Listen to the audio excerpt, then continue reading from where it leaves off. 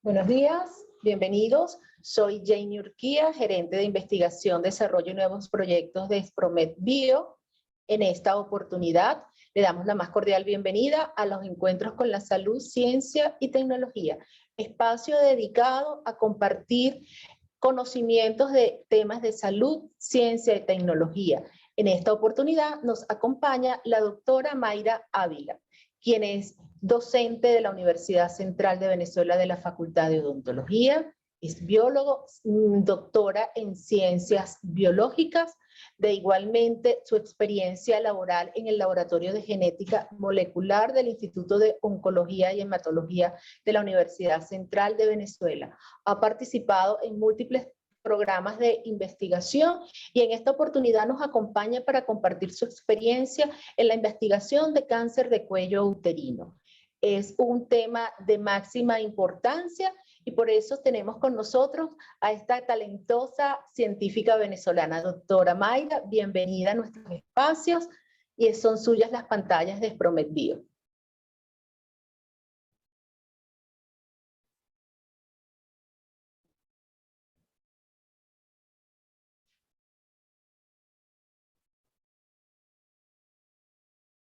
Sí, buenos días. Gracias por la invitación, por permitirnos este espacio de encuentro en la salud, ciencia y tecnología en Spromed Bio para hablar de un tema de tanta actualidad, de tanto impacto a nivel mundial y nacional como es el cáncer de cuello uterino.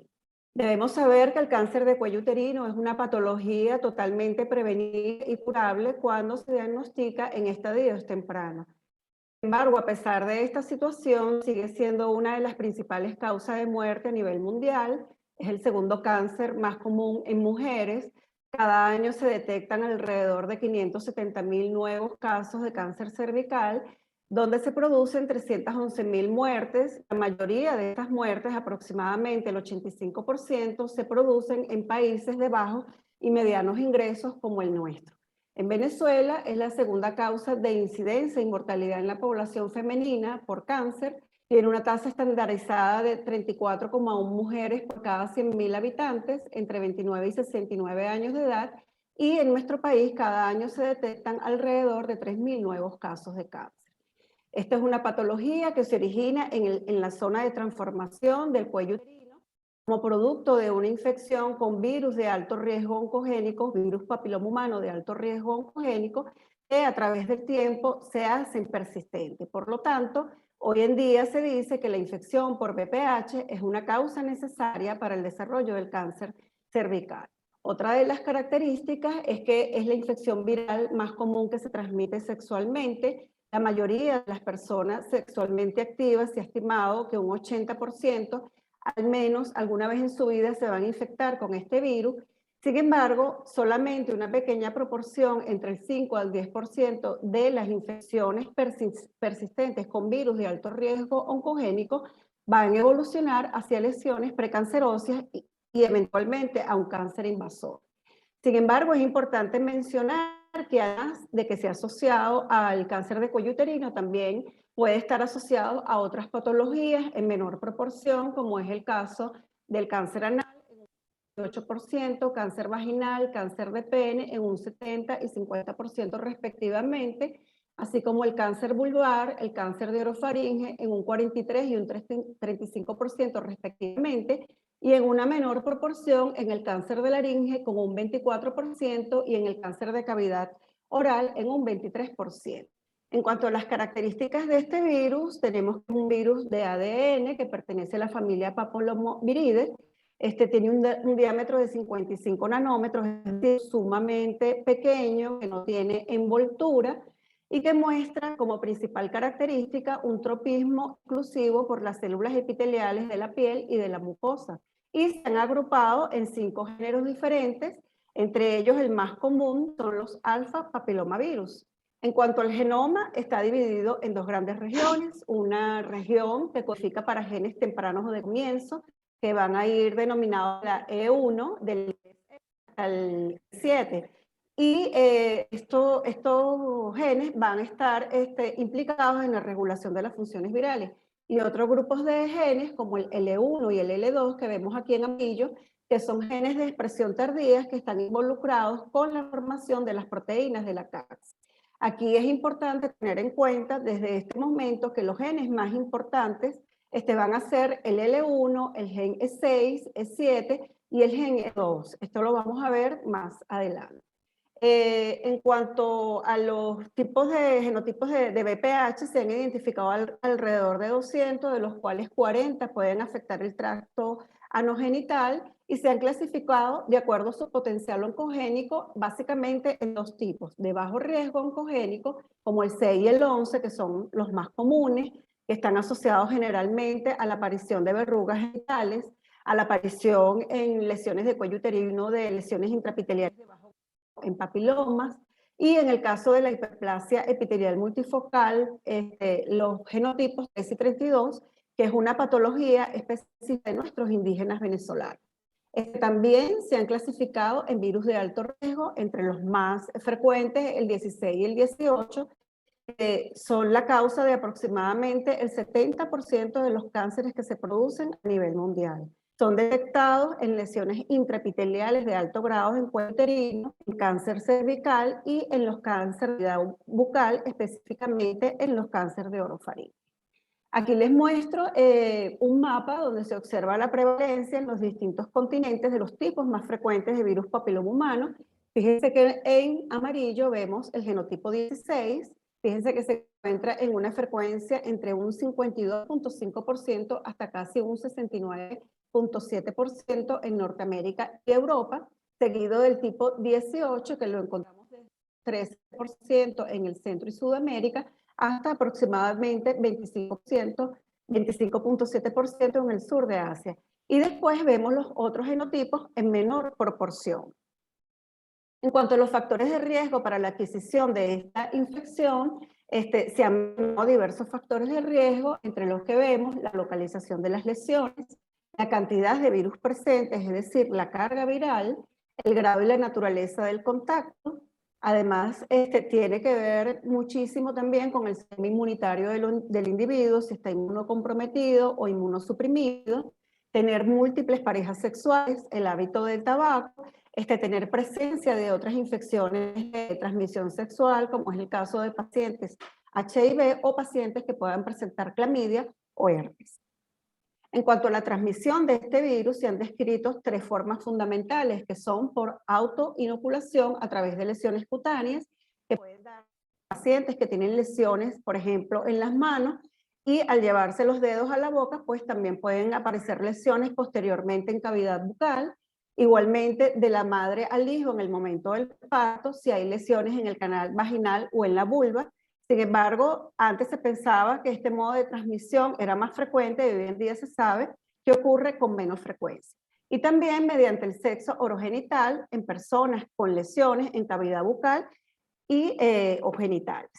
Esta infección puede manifestarse de tres maneras. Puede haber una infección clínica, que es una infección que va a causar síntomas y va a ser visible a simple vista. Puede darse el caso también que ocurra una infección subclínica donde no hay síntomas evidentes, y puede haber una infección latente donde tampoco va a haber síntomas evidentes y por lo tanto no va a estar asociada con anormalidades morfológicas del epitelio escamoso, sino que solamente nosotros lo vamos a poder detectar por técnicas de biología altamente sensibles y específicas. En cuanto al ciclo de vida de la infección o del virus, comienza cuando se producen pequeñas microabrasiones durante el acto sexual en este epitelio que, como vemos aquí, es estratificado. Una vez que se producen esas microabrasiones, esas partículas de virus llegan a las capas basales y allí comienza su replicación. Se sigue trasladando hacia las capas superiores del epitelio, por ejemplo, la capa parabasal, y empieza ya aquí la expresión de los genes tempranos o de comienzos, como el E1, E2, E6 y E7, sigue subiendo a través del epitelio. Ya ocurre después la replicación del virus, comienza la replicación activa del virus con la expresión de oncoproteínas E6 y E7, y es en la capa superior es donde se produce el ensamblaje del virus con la expresión de genes L1 y L2, que son genes que codifican para la cadena viral. Posteriormente, a través de la descamación, el virus es liberado nuevamente al medio para comenzar un nuevo ciclo de infección.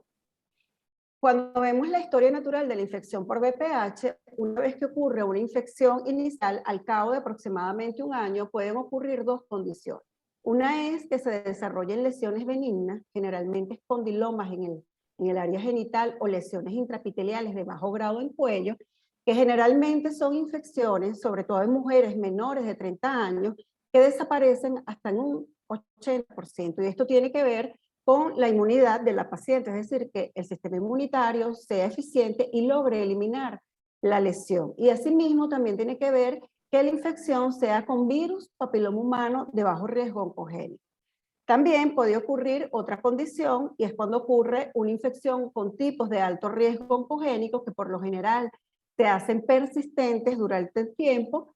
Al cabo de 5 años pueden aparecer lesiones con potencial de malignidad, es decir, neoplasias intraepiteliales de grado 2 o 3 o lesiones intraepiteliales de alto grado, y no es sino hasta una década o 15 años que puede ocurrir la progresión hacia un carcinoma invasor, lo cual va a estar condicionado por una serie de factores como infección con virus de alto riesgo oncogénico que sea persistente. Esto va a originar a su vez una inestabilidad genética, que la respuesta inmunitaria de los hospedadores esté alterada, además que haya una serie de factores de riesgo como los que mencioné anteriormente presente en los individuos, una alta carga viral y que además el genoma del virus esté integrado a la célula del hospedador. Entonces, en este esquema, por ejemplo, vemos cómo sería la progresión de una lesión cervical benigna hasta un carcinoma invasor. Entonces, fíjense que aquí vemos un epitelio completamente normal que cuando es infectado con virus de papiloma humano de alto riesgo oncogénico ocurre todo este gradiente que vemos aquí. Primero se desarrolla una lesión NIC1, ¿verdad? O una lesión intraepitelial de bajo grado. Al transcurrir el tiempo, vemos cómo se desarrolla una lesión NIC2, NIC3 que ya ocupa mayores capas de ese epitelio estratificado, hasta un carcinoma invasor donde ya traspasa la membrana basal y es capaz de producir metástasis, es decir, invadir otros órganos. En cuanto al mecanismo de carcinogénesis del virus papiloma humano, es importante mencionar, fíjense como lo vemos aquí en la figura, que cuando el virus se encuentra en su forma episomal, es decir, que no está integrado al genoma de la célula, se encuentra en esta forma, así como lo vemos, circular. Una vez que el virus se integra al genoma del hospedador, ocurre una ruptura en el marco de lectura, en el gen E2.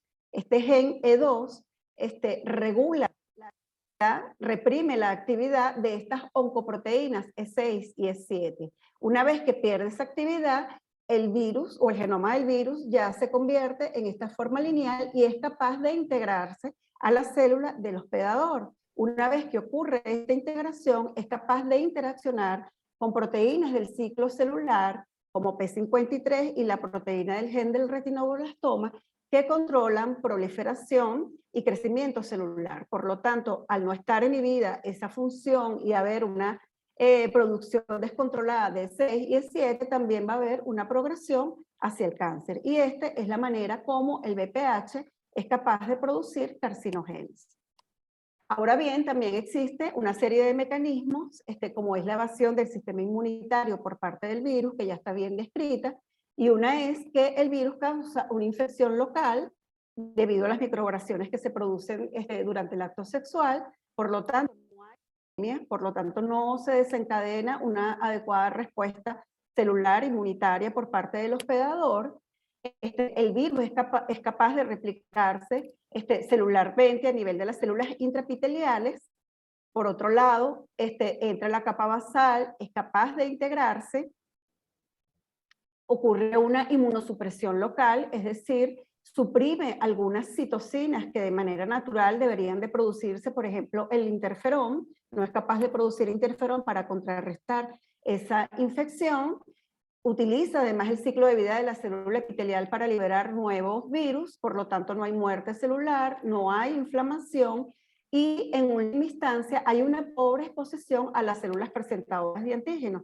Esto hace que no haya una respuesta eficiente celular por parte del hospedador ni humoral, y por lo tanto también hay necesidad de la vacuna, porque se ha visto que de manera natural, ante una infección por virus papiloma humano, la mayoría de las mujeres no son capaces de producir suficientes anticuerpos que tengan esa capacidad protectora o neutralizante contra la infección. De allí la necesidad de la aplicación de la vacuna.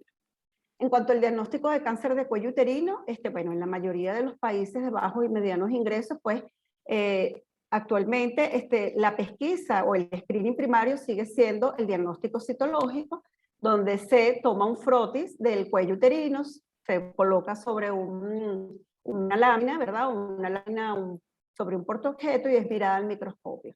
Generalmente, este tipo de pruebas tiene valoración pronóstica y en el seguimiento de lesiones intraepiteliales de bajo grado sobre todo. Sin embargo, posee una sensibilidad y una especificidad limitada entre un 50 a 60% en lo que es el screening de cáncer primario, el screening primario para el cáncer. Cuando una mujer una prueba de citología anormal, esa mujer debe dirigirse a otra prueba que se llama la colposcopia, que es como ver en aumento ese cuello uterino.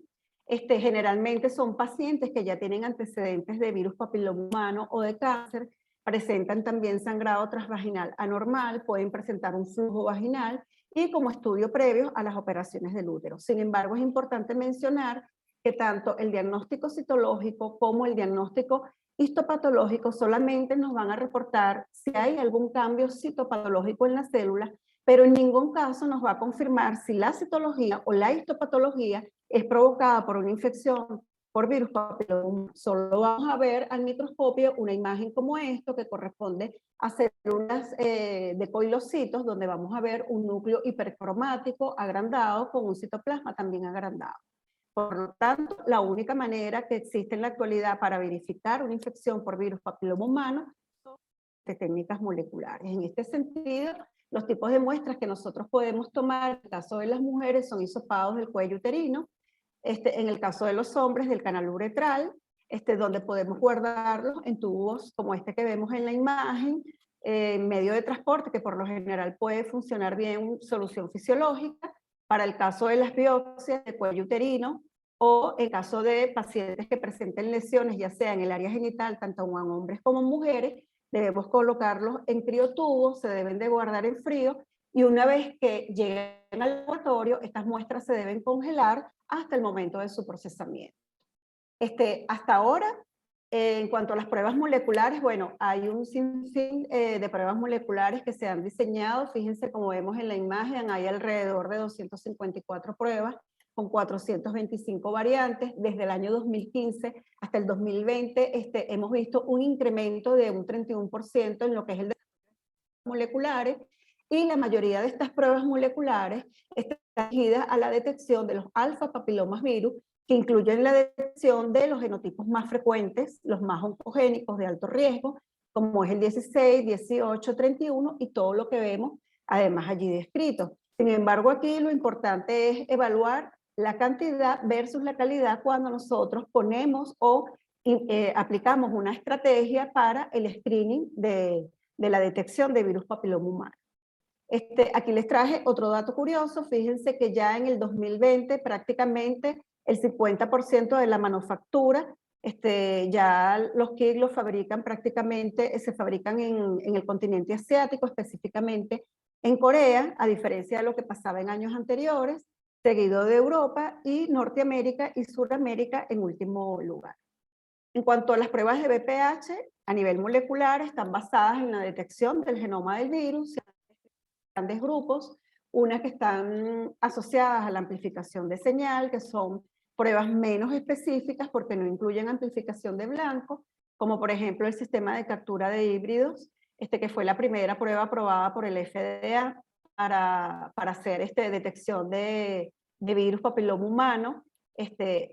Un segundo grupo de pruebas que ya incluye la amplificación de ácidos nucleicos y también combina métodos de señal, como la reacción en cadena de la polimerasa, que como yo siempre digo, es nuestro caballito de batalla en el laboratorio, es una prueba rutinaria, y ya metodologías más sensibles para evaluar también expresión de oncoproteínas, como por ejemplo la amplificación mediada por transcripción.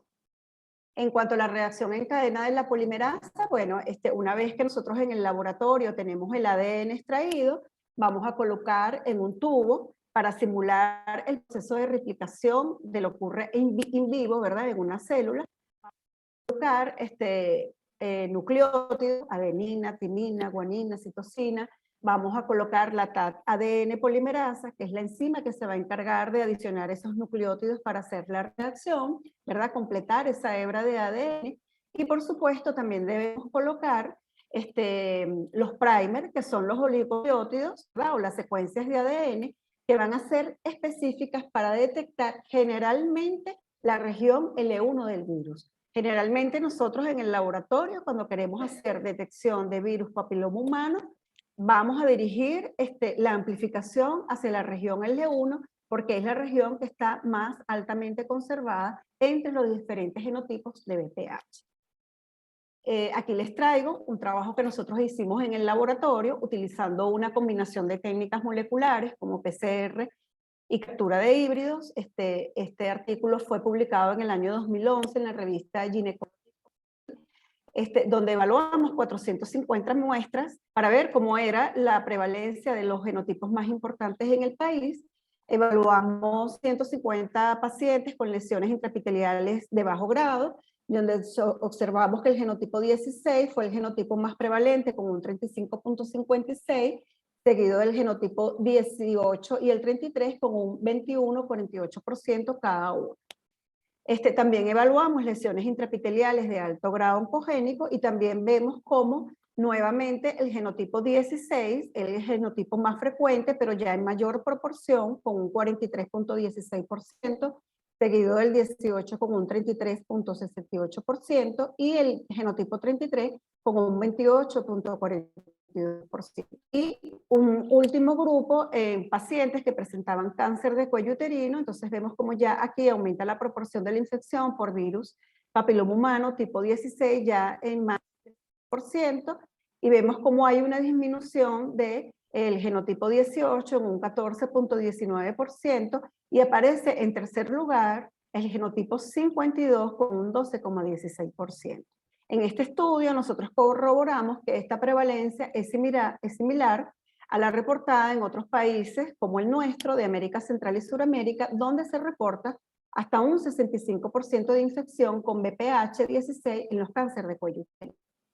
Ahora bien, como pruebas de última generación, nosotros en el laboratorio estamos utilizando el PCR en tiempo real, que ya es una técnica que es más o menos conocidas por nosotros, sobre todo a propósito de la pandemia. Ya es común que nosotros escuchemos gente hablando de PCR en tiempo real. Entonces, en el caso de VPH no solamente se realiza para identificar el genotipo presente en la muestra, sino que además nos permite evaluar también en tiempo online la cantidad de carga viral. Por lo tanto, es un sistema cuantitativo y además nos permite saber el estado físico del virus, es decir, si está integrado o no al genoma del hospedador. Entonces, bueno, aquí les traigo una serie de datos de diferentes estudios que se han realizado a lo largo del mundo, que han mostrado por lo general que en pacientes que incluso pueden tener una citología normal y lesiones intraepiteliales de bajo grado, cuando se le ha aplicado esta técnica se ha visto que hay infección con VPH por virus de bajo riesgo, que las cargas virales sin embargo son bajas, que el virus se encuentra en forma episomal, es decir, no está integrado, y por lo tanto eso se ha correlacionado con un riesgo mínimo de progresión a cáncer de cuello uterino. A diferencia, cuando ya se estudian lesiones intraepiteliales de alto grado, donde se ha visto una infección persistente a lo largo del tiempo con virus papiloma humano de alto riesgo oncogénico. Sin embargo, hay un rango de valores de carga viral, se ha observado una alta carga viral e integración de virus VPH16 y se ha observado que el virus 18 presenta cargas virales más bajas.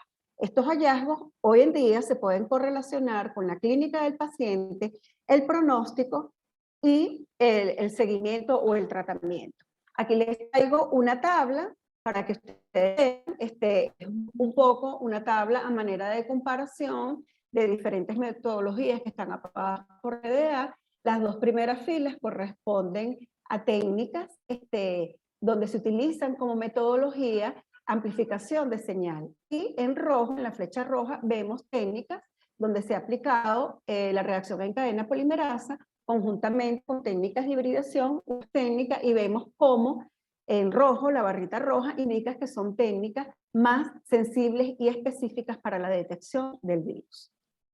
Aquí también les traje otro tipo de pruebas que están aprobadas por la FDA, donde ya se combina no solamente, donde ya no solamente se detecta el virus de alto riesgo, sino que ya también se combinan con pruebas de citología y además se incluyen pruebas de hibridación in situ. Sin embargo, las pruebas de hibridación in situ solo nos permiten localizar dónde se encuentra la infección del virus, son técnicas generalmente muy laboriosas y que no siempre vamos a tener un resultado exitoso. Ahora bien, uno se pregunta, bueno, estamos hablando de biología molecular, ¿cuál es el verdadero valor de que nosotros en el laboratorio podamos hacer detección y podamos identificar el tipo de virus? Bueno, tiene un valor enorme porque nos permite, una vez que las pacientes estén vacunadas, poder hacer la evaluación de la eficacia y duración de la vacuna, en los estudios de historia natural para ver transmisión, infecciones múltiples, evaluar prevalencia, evaluar de la infección y en pacientes donde se le ha hecho una conización. Ya de hecho, en la actualidad hay alrededor de 22 países desarrollados donde se ha aplicado un algoritmo de screening primario de BPH, donde ya no se utiliza las pruebas de citología para hacer la pesquisa de cáncer, sino que está basado en la valoración o en la detección de virus papiloma humano. Y hemos visto, por ejemplo, cómo en caso de que una mujer resulte positiva para el tipo 16 y 18, esta mujer debe ir remitida a colposcopia. Cuando está infectada con alguno de los otros tipos de alto riesgo oncogénico, se le debe someter nuevamente a una citología. Si tiene un resultado indeterminado, debe ir a colposcopia, y si presenta una citología sin alteraciones, esa mujer fácilmente se puede evaluar al cabo de un año a través de una citología. En el caso que presente una citología negativa, no es necesario ni siquiera que vaya una vez al año, sino que esa mujer, si no tiene cambio de pareja, puede evaluarse de 3 a 5 años. Entonces, fíjense en la importancia de la aplicación de este tipo de pruebas moleculares. Entonces, en general, el significado de las pruebas moleculares, lo que nos indica un BPH negativo, generalmente, porque va a depender también de la toma de muestra, nos va a indicar que la mujer no se encuentra infectada por BPH, por lo tanto, que es muy difícil que se vayan a desarrollar lesiones severas o cáncer, y es una técnica con un valor predictivo, con un alto valor predictivo negativo. Por lo tanto, en esta circunstancia nosotros podemos mandar a hacer un cribado entre los 3 a los 5 años. Ahora bien, con una prueba positiva significa que la mujer presenta la infección, sin embargo, no significa que va a desarrollar cáncer. Recordemos que la mayoría de las mujeres que están infectadas no van a desarrollar cáncer de cuello uterino. En mujeres jóvenes, alrededor menores de 30 años, entre un 80 y 90% de las van a desaparecer. Ahora bien, en nuestro país, ¿cuáles son las necesidades que existen? Bueno, además de la vacunación, nosotros necesitamos implementar programas eficaces que estén enfocados en la detección precoz de lesiones con potencial de malignidad y en el tratamiento antes de la evolución a un cáncer.